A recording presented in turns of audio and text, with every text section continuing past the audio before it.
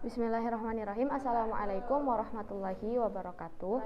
Baiklah, di sini saya akan menjelaskan sedikit mengenai tafsir Al-Ibris karya Kiai Haji Bisri Mustafa.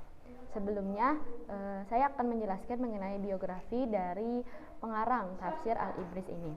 Jadi, nama dari pengarang tafsir Al-Ibris ini adalah Kiai Haji Bisri Mustafa, yang mana pada awalnya beliau itu diberi nama Mas Hadi oleh kedua orang tuanya.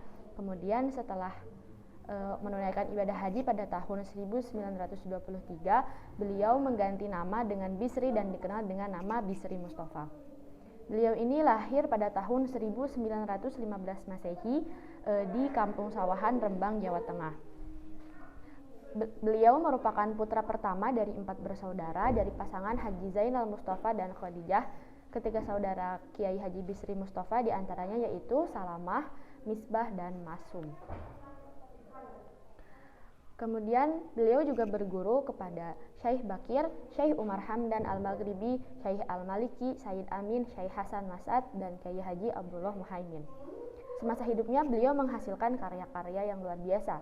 Selain dari tafsir Al-Ibris, beliau juga menghasilkan karya Al-Iksir fi Tarjamah Ilmu Tafsir, Tarjamah Manzumah Al-Baikuni, Al-Azwadu Al-Mustafayah fi Tarjamah Al-Arba'in An-Nawawiyah, dan lain sebagainya. Beliau wafat pada tanggal 17 Februari 1977 di Semarang. Kemudian latar belakang penulisan kitab Al-Ibris ini, beliau menuliskan dalam mukadimah kitab Ibris, Bisri Mustafa menulis tentang latar belakang penulisan kitab ini, yang mana Al-Karim sudah banyak diterjemahkan oleh para ahli terjemah, ada yang berbahasa Belanda, Inggris, Jerman, Indonesia, dan lain sebagainya. Bahkan banyak pula ada yang sudah diterjemahkan ke dalam bahasa daerah seperti Jawa, Sunda, dan lain sebagainya. Dengan model terjemahan yang sudah disebutkan tadi, umat Islam dari berbagai suku bangsa memahami dan mengerti makna yang terkandung dalam Al-Quran. Adapun Bisri Mustafa menulis kitab tafsir karena dorongan dan kebutuhan masyarakat di Jawa pada khususnya. Adapun motivasi lain dari Kiai Bisri dalam menuliskan tafsir Al-Ibris ini yaitu upaya hikmah Kiai Bisri terhadap kitab suci Al-Quran, yang mana kondisi sosial keagamaan pada saat itu menunjukkan bahwa umat muslim khususnya di Jawa masih kesulitan dalam memahami arti ayat-ayat Al-Quran. Maka Kiai Haji Bisri Mustafa menuliskan terjemah sekaligus tafsir Al-Quran dengan menggunakan bahasa Jawa. Adapun yang digunakan adalah bahasa Jawa khas pesantren, yaitu bahasa Jawa Pekun. Kemudian metode dan sistematika dari penafsiran tafsir Al-Ibris. Metode penafsiran yang digunakan menggunakan metode tahlili, yang mana metode ini berusaha untuk menjelaskan Al-Quran dari berbagai seginya. Kemudian mengenai sistematika penafsiran, yaitu menggunakan sistematika mushafi, yang mana berpedoman pada susunan ayat dan surat dalam mushaf, dari mulai surat Al-Fatihah sampai An-Nas. Adapun bentuk atau model penulisan tafsir dari tafsir Al-Ibris ini yaitu Al-Quran ditulis dengan makna gandol. Adapun terjemah tafsirnya ditulis di pinggir dengan tanda nomor ayat terletak di akhir, sedangkan nomor terjemah terletak di awalnya. Juga keterangan-keterangan lain ditandai dengan kata tanbih, faidah dan muhimmah, dan qisah. Kemudian selanjutnya saya akan menjelaskan mengenai video dari penafsiran Al-Ibris terhadap surah Al-Fatihah ayat 1-7. Dalam video tersebut dijelaskan oleh Kiai Haji Mustafa Bisri, yang mana beliau merupakan putra dari Kiai Haji Bisri Mustafa. Kiai Haji Mustafa Bisri ini akrab disapa dengan panggilan Gusmus.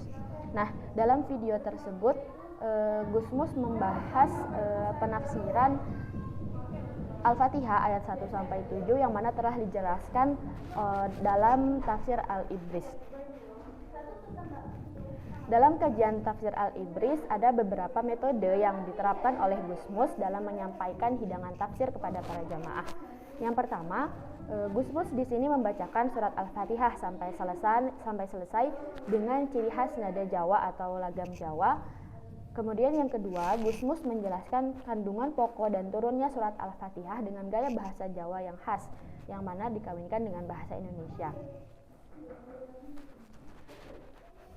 Penjelasan Gusmus dalam melalui surat Al-Fatihah dijelaskan bahwa surat Al-Fatihah ini diturunkan di Mekah.